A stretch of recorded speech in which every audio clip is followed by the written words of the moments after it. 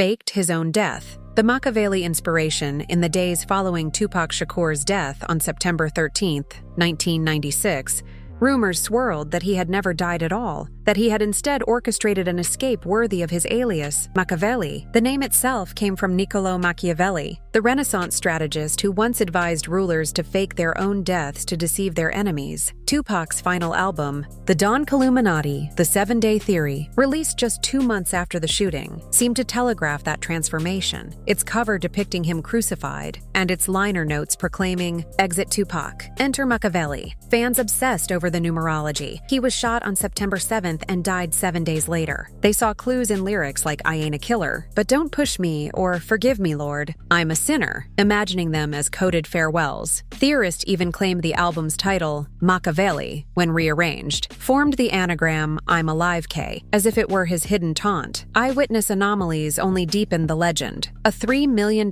cash cremation within 24 hours, no coroner photos, and a crematory worker who allegedly vanished afterward. Then there was Suge Knight's cryptic 2018 remark, "Nobody's seen Tupac dead. He could be anywhere." But skeptics point out the obvious. Machiavelli's The Art of War never advocates faking one's own death, and Snopes debunked the supposed after-shooting photo as a misstated image. Autopsy records confirmed fatal internal bleeding from 4 .40 caliber wounds. Still, the idea of a man outsmarting mortality proved irresistible. Decades later, TikTok resurrected the myth. Tupac Alive videos now count hundreds of millions of views. For many, Machiavelli was never just an album title, it was prophecy. Hiding in Cuba with Aunt Asada Shakur if Tupac faked his death. Where did he go? One theory insists the answer lies 90 miles off the coast of Florida, in Cuba, alongside his godmother and revolutionary icon, Asada Shakur, a convicted black liberation army fugitive sheltered by Fidel Castro since 1984. Asada represented exactly the kind of political refuge Tupac admired. Proponents claim his 1996 shooting was staged to allow for an extraction, that allies flew him, wounded but alive, to Havana under Panther protection. Michael Nice, a self-proclaimed death row operative, even claimed in 2018 that he personally helped smuggle Tupac into Cuba, though he later admitted to faking his own death as part of a stunt. Photographs, like the infamous 2012 Rihanna concert image of a Tupac look-alike in Havana, went viral. Then came a 2023 clip showing a hooded man rapping changes on a Havana street, reigniting debate, but each sighting evaporated under scrutiny. Cuban state media dismissed the rumors as imperialist fantasy, and even Asada herself wrote in 2005, "My godson rests with the ancestors." Vice later exposed Michael Nice as a con artist. Still, the Cuba theory carries symbolic weight. When Asada passed in September 2025, fans flooded X, formerly Twitter, with messages imagining Tupac stepping out of hiding to mourn her. It wasn't evidence, it was mythology fulfilling itself. The outlaw poet reunited with his revolutionary kin, government harbor and CIA witness protection. Another theory pushes beyond music into espionage, that Tupac didn't die, but was whisked away into a federal witness protection program by the CIA. The claim traces back to LAPD Detective Russell Poole's investigations into police corruption and Death Row Records mob ties. The idea paints Tupac as a reluctant informant who had turned over evidence against corrupt officers. Poole's 2002 book Labyrinth alleged that Tupac met with FBI agents before his death to expose Death Row's criminal network. Supporters cite declassified FBI memos listing Shakur, Tupac as a cooperating individual, the rushed cremation, and hospital logs showing an unidentified federal agent visiting his room. Suge Knight's cryptic interviews, and even the CIA's cheeky 2014 tweet, "We can neither confirm nor deny Tupac's current location," were treated as hints, but official records tell a simpler story. The cooperating label referred to routine surveillance, not witness protection. Poole's evidence never held up in court, and his death in 2015 ended his campaign to reopen the case. The CIA, meanwhile, doesn't even handle domestic crimes. Still, the fantasy persists. Tupac as a protected asset, alive somewhere in the suburbs, watching the world he once tried to change. The real story, of course, remains buried beneath layers of myth and mistrust, exactly where legends thrive. It was his boss. Suge Knight's alleged role, it was his boss. Marion Suge Knight, Death Row's feared CEO, allegedly orchestrated Tupac's murder to stop him from leaving the label. By mid-1996, Tupac had planned to launch his own company, Machiavelli Records, taking his unreleased masters with him. For Knight, known for violence and greed, That meant losing his most valuable artist and his grip on power. According to this theory, he hired affiliated gang members to stage the hit, sitting beside Tupac during the shooting to deflect suspicion. Supporters point to a 1996 phone recording of Knight saying, "Pac's got to learn," just days before the murder, and the bizarrely timed deaths of witnesses like Yaki Gaddafi soon after. But investigators never tied Knight directly to the crime. Kefe D's 2023 indictment named the shooting as gang retaliation, not a death row plot. Still, Knight has alternated between denial and cryptic suggestion, even implying in 2025 that Afeni Shakur, Tupac's mother, may have helped her son end it, not him. Yet the image of Knight as rap's dark overlord endures, a villain so towering that even his denials feel like confirmation. Whether puppet master or scapegoat, his shadow looms over every theory, as if power itself pulled the trigger. Biggie Smalls, the $1 million feud, the most sensational theory of all pits, rival against rival, Christopher Biggie. Wallace, Tupac's one-time friend turned East Coast adversary, allegedly bankrolled the hit, offering a $1 million bounty funneled through the Crips. The idea exploded after journalist Chuck Phillips's 2008 Los Angeles Times series accused Biggie of paying Orlando Anderson's crew for the Vegas shooting, citing supposed FBI files and insider testimony, but the documents were later proven forgeries and the story was retracted.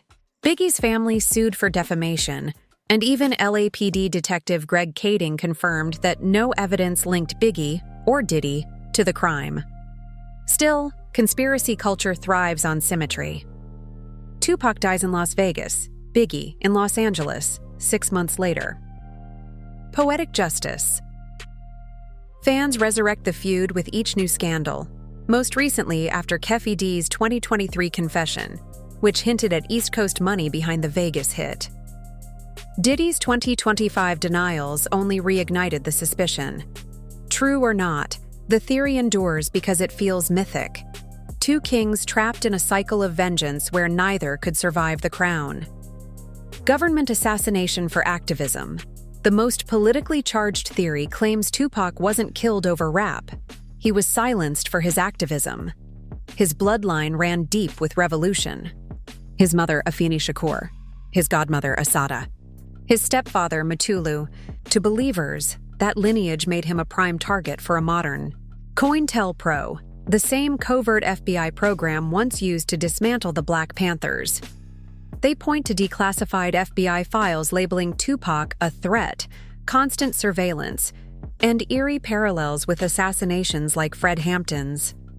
Through songs like Keep Ya Head Up and Changes, Tupac condemned police brutality and systemic racism with revolutionary fire, a message too powerful, too dangerous for a 25-year-old commanding millions. Author John Potash's The FBI War on Tupac Shakur argues that he was eliminated by a network of corrupt LAPD officers and federal agents to halt a new generation of radical black youth. Critics, however, note that COINTELPRO officially ended decades earlier, and no direct evidence links the FBI. And again, the 2023 Kefe D arrest tied the shooting back to street revenge, not statecraft. Still, this theory persists because it offers a deeper meaning, that Tupac didn't die as a victim of gang violence, but as a martyr for truth. For millions, that version feels truer than any police report ever could. Death row colleagues, internal sabotage, inside death row records. Betrayal was as common as platinum plaques. This theory claims Tupac's death wasn't the work of rival gangs or external enemies. It was an inside job. By 1996, death row had become a volatile empire of paranoia and corruption. Tupac was both its crown jewel and its biggest threat. He wanted out, and he knew exactly where the money was buried. Rumors spread that executives like attorney David Kenner and security chief Reggie Wright Jr. feared Tupac would expose their embezzlement schemes. Internal betrayal, the death row conspiracy. According to Frank Alexander's memoir Death Row Chronicles, Tupac erupted during a studio argument on September 5, 1996. He shouted, "Y'all bleeding me dry. I'm out." That same week, theorists claim, his security detail was mysteriously reassigned, leaving his protection thin for the fateful Vegas trip just 2 days later. Some point to Reggie Wright Jr.'s alleged ties to the LAPD's Rampart Division, arguing that he may have leaked Tupac's location to the Southside Crips.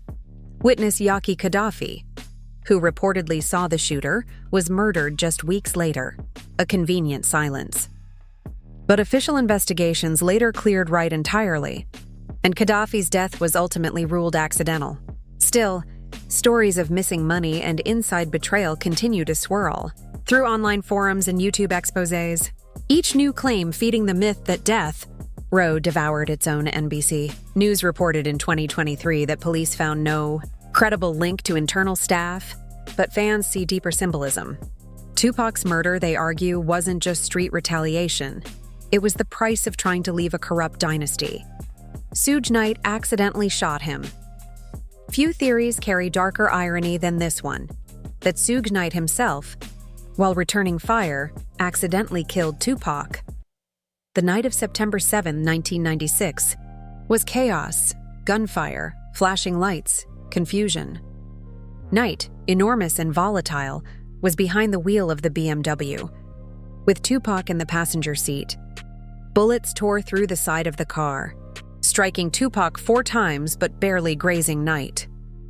Early police speculation suggested Knight might have fired back, possibly hitting his own passenger in panic. A leaked 1997 coroner's sketch even appeared to show upward bullet angles, consistent with someone shooting from inside the car. Witness Manny Brown later told LA Weekly he saw Suge pull a gun and fire, though he recanted years later. Forensics, however, tell a clearer story. Every bullet recovered came from the white Cadillac. Ballistic residue inside the BMW was non-existent, and the physics simply don't add up. Any misfire would have likely struck Knight himself.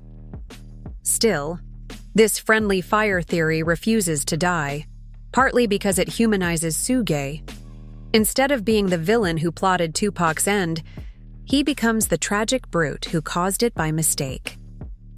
In a People magazine 2025 interview, Suge hinted vaguely about helping Tupac end his suffering, a phrase that fueled new waves of speculation. Whether metaphor or confession, his words breathed new life into the idea that the deadliest shot may have come, not from the enemy, but from the driver's seat. Diddy's $1 million bounty. This theory turns the East-West feud into something even darker, a murder-for-hire plot. Sean Diddy. Combs allegedly paid the Crips $1 million to kill Tupac.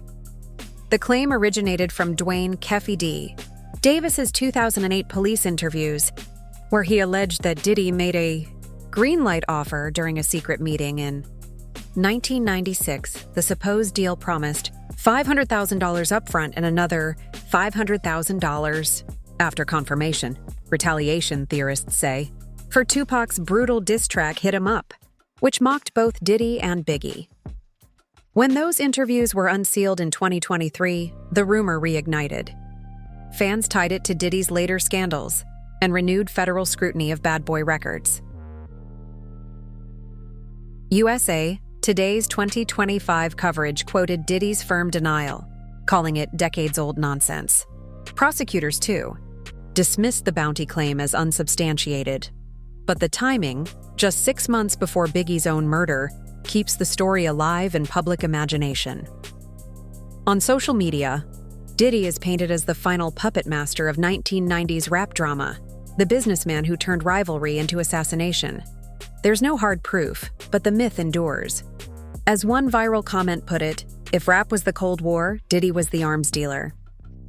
Orlando Anderson, the revenge shooting, unlike the more elaborate conspiracies, this theory stays grounded in street logic.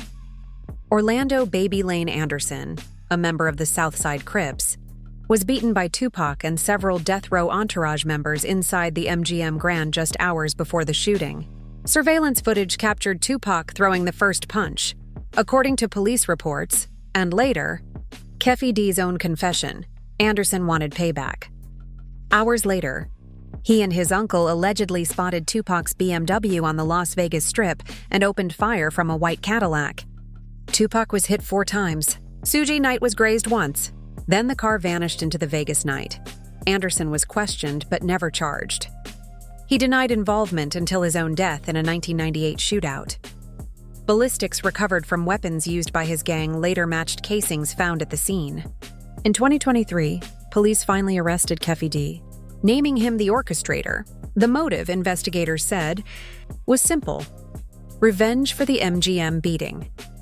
This theory, while the least glamorous, holds the most evidence. Witness testimony, recovered casings, and decades of corroboration, yet fans resist it. The idea that one of hip-hop's greatest poets died in an ordinary gang feud feels anticlimactic. But sometimes the truth isn't cinematic. It's just tragic. LAPD corruption and cover-up. The LAPD theory reads like noir, a nightmare of power, greed, and buried secrets. It suggests that rogue LAPD officers helped cover up Tupac's murder to protect death row's powerful connections. Detective Russell Pools. Labyrinth alleged that LAPD officers moonlighting as death row security were on duty the night Tupac died.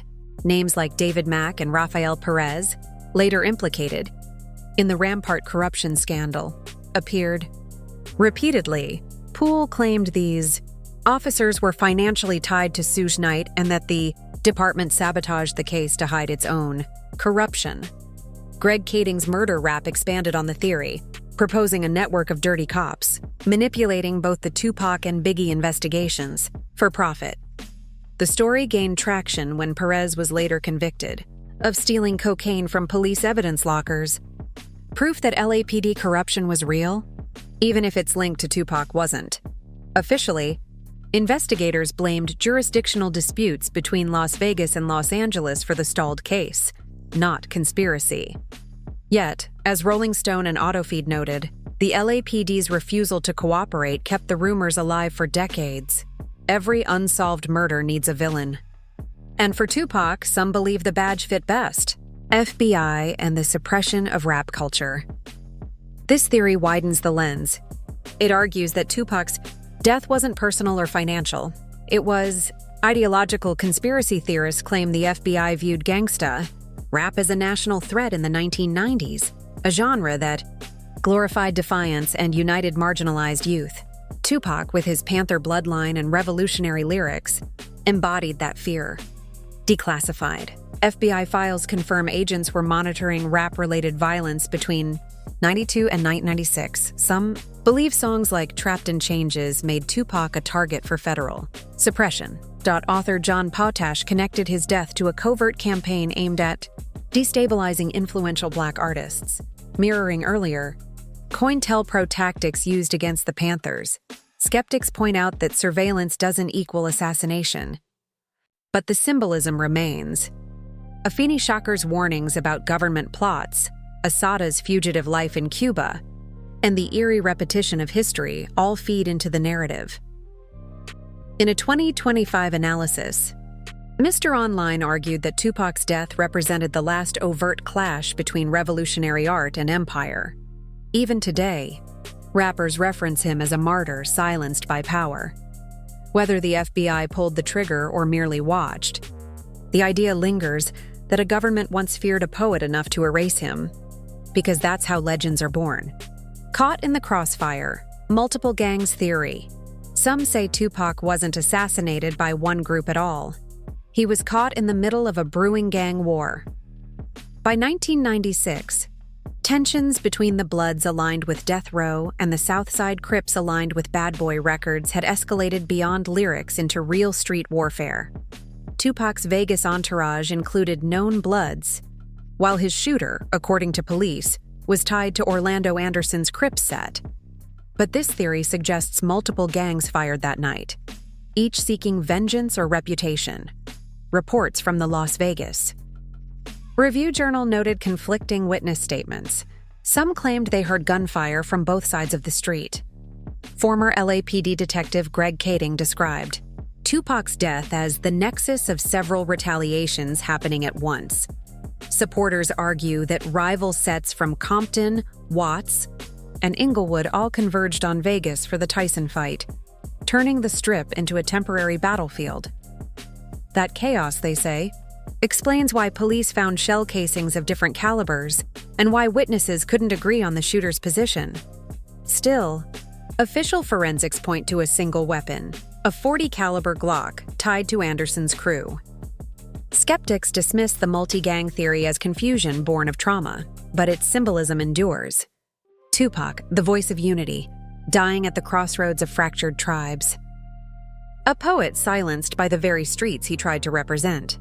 Surrounded by allies yet hit from every direction. Italian mob ties, the underworld connection.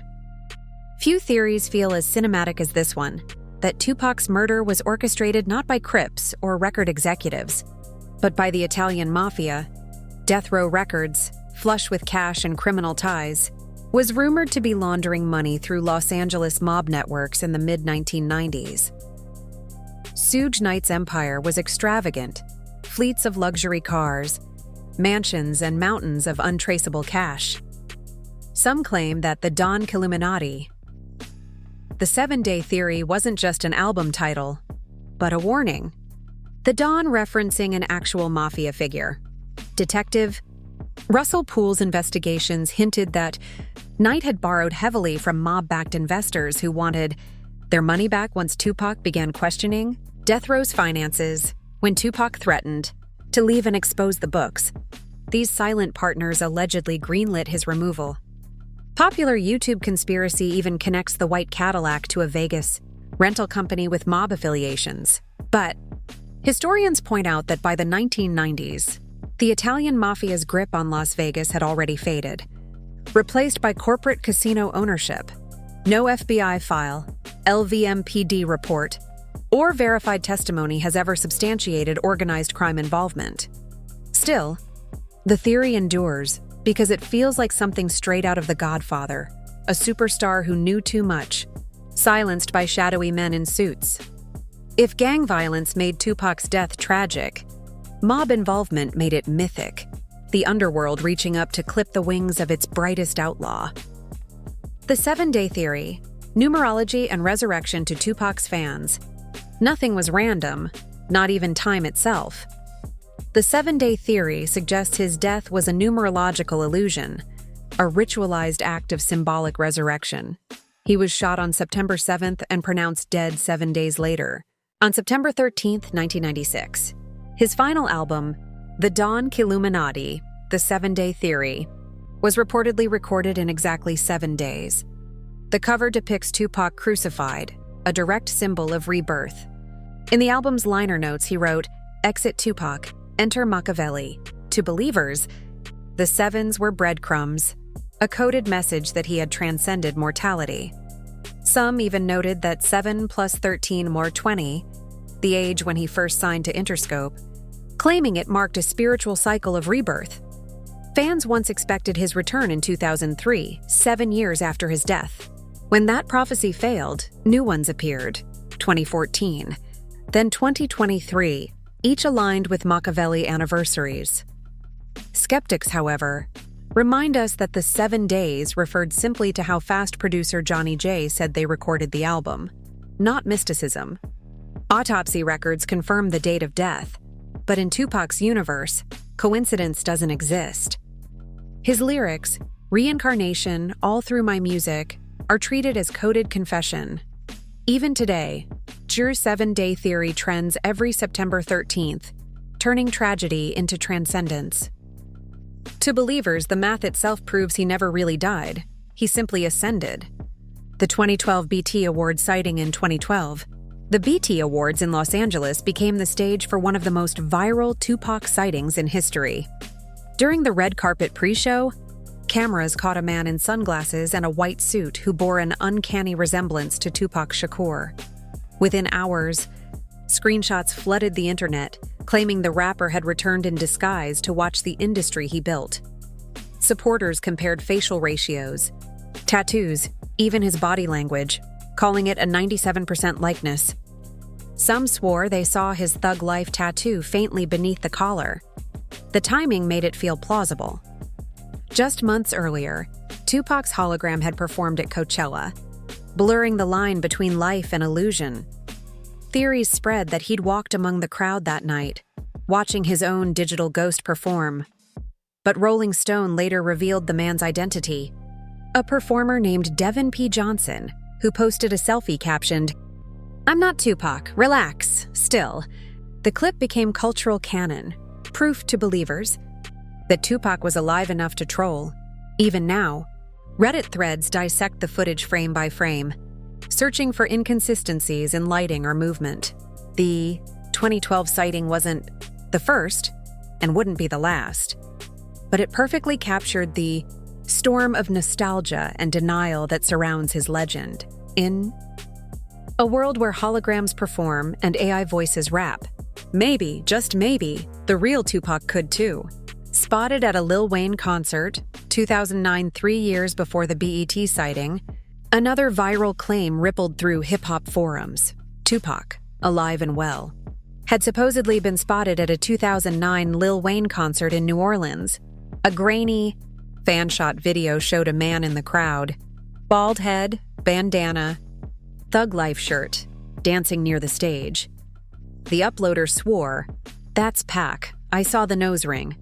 He was vibing like him. Within days, the clip amassed millions of views on World Star Hip Hop. Conspiracy channels analyzed it frame by frame, overlaying facial comparisons that claimed an 80% match. The rumor gained more fuel when Lil Wayne's 2010 track right above it included the line, "Resurrected Pac's ghost in the mirror." Fans took it as a wink, but the truth was simpler. As Complex later confirmed, the man in the video was Wayne Hampton, a Tupac impersonator who performed across Louisiana. Still, for believers, every blurry sighting, every lyric, every face in a crowd keeps the legend alive, because maybe Tupac never truly left the stage. The impersonator theory, Machiavelli Lives, are even toured under the name Machiavelli Lives. But believers insisted he was no impersonator. They claimed the government planted decoys to obscure the truth. The footage resurfaced again in 2024, fueled by TikTok trends using AI enhancements that made the resemblance eerier than ever. This theory thrives not on evidence, but emotion. Fans saw what they wanted to see, a flash of hope through the haze of grief. For those who couldn't accept loss, every blurry video was a resurrection. Illuminati sacrifice for fame. Perhaps the most infamous theory of all casts Tupac's death as a ritual sacrifice by the entertainment elite, the so-called Illuminati. This narrative claims that Tupac, outspoken about corruption within the music industry, refused to sell his soul and was executed for breaking ranks. His final album, The Don Killuminati, The 7-Day Theory, is often interpreted as a direct rebuke. Kill Illuminati. Theorists cite prophetic lyrics like, "The Illuminati wants my mind, soul, and my body," from Hail Mary as proof he foresaw his fate. After his death, Death Row's profits tripled, and his posthumous releases turned him into an immortal brand. Evidence, believers say, that his sacrifice was preordained. San Francisco Chronicle's 2016 feature and countless YouTube deep dives frame this as the ultimate Faustian bargain: fame for life, immortality through death. Skeptics counter that Tupac's references were symbolic, not satanic. He mocked paranoia. He didn't validate it. Yet, the Illuminati myth persists because it offers structure to chaos. Through this lens, his murder isn't random. It's cosmic accounting. Every candlelight vigil, every posthumous remix becomes part of the ritual. Whether you see secret societies or a cynical industry, one truth endures: Tupac warned of exploitation long before it consumed him. To believers, he didn't just predict his death, he decoded it, faked death to evade. Prison among the more practical theories, if practicality even applies, is the belief that Tupac Shakur faked his own death to escape prison, lawsuits, and the endless cycle of legal battles that hounded him. By 1996, He faced multiple lawsuits, parole violations, and financial audits threatening to send him back behind bars. Supporters claim he had both motive and means. Death Row's vast network, his deep distrust of the justice system, and his fascination with Machiavellian deception. According to this theory, the Las Vegas shooting was a staged escape, a smokescreen coordinated with Suge Knight, complete with a body double and planted witnesses.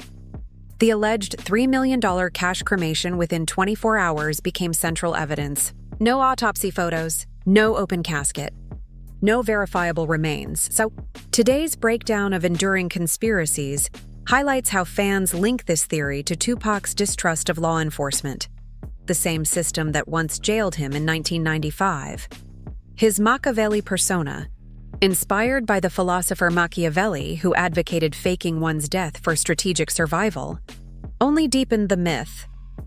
Supporters point to eerie timing. His 1996 parole review approached just as new assault charges loomed. Escaping both fame and incarceration would have been the ultimate rebellion.